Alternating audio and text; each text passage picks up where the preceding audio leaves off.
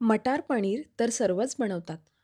पण तुम्ही कधी मटार आणि सुरणची भाजी बनवली का? ही भाजी काय सुरेख लागते आणि यामध्ये आपण कुठल्याही प्रकारचं कांदा खोबऱ्याचं वाटण नाही घालणार आहोत. तर चला मंडळी, वेळ न घालवता आपण या रेसिपीची सुरुवात करूया. थंडीच्या सीझनमधले मस्त असे ताजे-ताजे मटार आणले होते. ते साफ करून सुद्धा घेतलेले आहेत. आता आपण मटारची भाजी बनवण्यासाठी एक पेस्ट तयार करूया. त्यासाठी मी 2 तिखट न लागणाऱ्या मिरच्या घेतलेल्या आहेत, 5 लसणाच्या पाकळ्या, अर्धा इंच आलं, 2 चिरलेले टोमॅटो, थोडी कोथिंबीर आणि 1 चमचा जिऱ्याचं घेतलेलं आहे. आता आपण पाणी न वापरता ह्याची पेस्ट तयार करूया. तुम्ही इकडे बघू शकता, अशा पद्धतीने आपल्याला ही पेस्ट तयार करून घ्यायची आहे. आता आपण भाजीच्या फोडणीची तयारी करूया. त्यासाठी मी इथे 2 ते 3 चमचे तेल घेतलेलं आहे. तेल गरम झाल्यावर त्यामध्ये 4 ते 5 पाने कढीपत्त्याची घालूया आणि 2 मध्यम आकाराचे चिरलेले कांदे घालूया.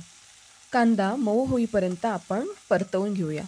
तुम्ही इकडे बघू शकता, कांदा मस्त असा नरम पडलेला आहे. आता आपण त्यामध्ये मसाले घालूया.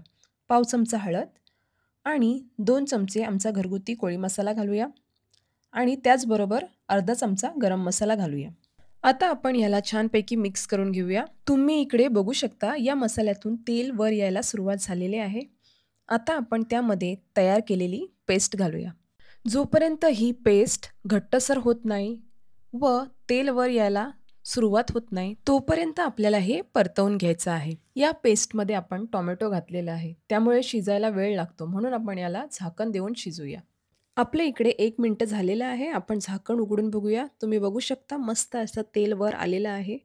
म्हणजे ही ग्रेव्ही आपली शिजलेली आहे.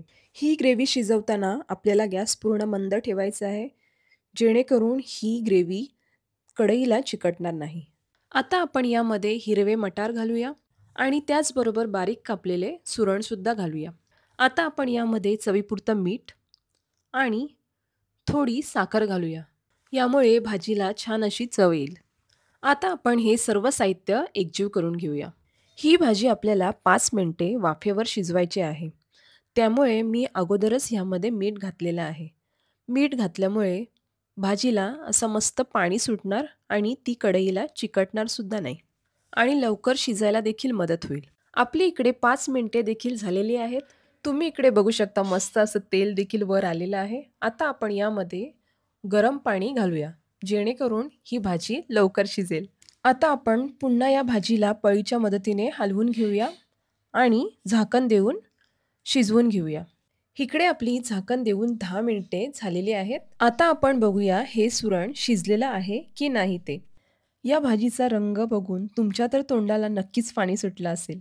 तुम्ही इकडे बघू शकता, हे सुरण परफेक्ट असं शिजले गेलेलं आहे. म्हणजेच आपली ही मटार सुरणची भाजी तयार झालेली आहे.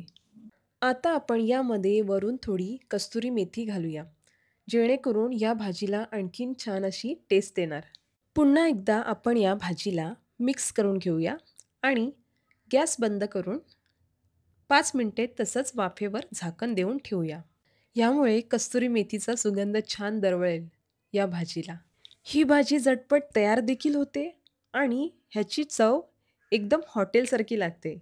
जर तुमच्या घरी पाहुणे आले किंवा तुम्हाला ही भाजी डब्यासाठी जरी बनवायची असेल ना, तर नक्कीच सगळ्यांना आवडेल. ही भाजी पनीरच्या भाजीला सुद्धा लाजवेल, एवढी भारी लागते ही. रेसिपी आवडल्यास नक्की कमेंट करून सांगा. तुम्ही माझ्या चॅनलवर नवीन असाल तर कृपया सबस्क्राईब करा. स्वस्थ रहा आणि चमचमीत कोळी पद्धतीतलं खात रहा. धन्यवाद.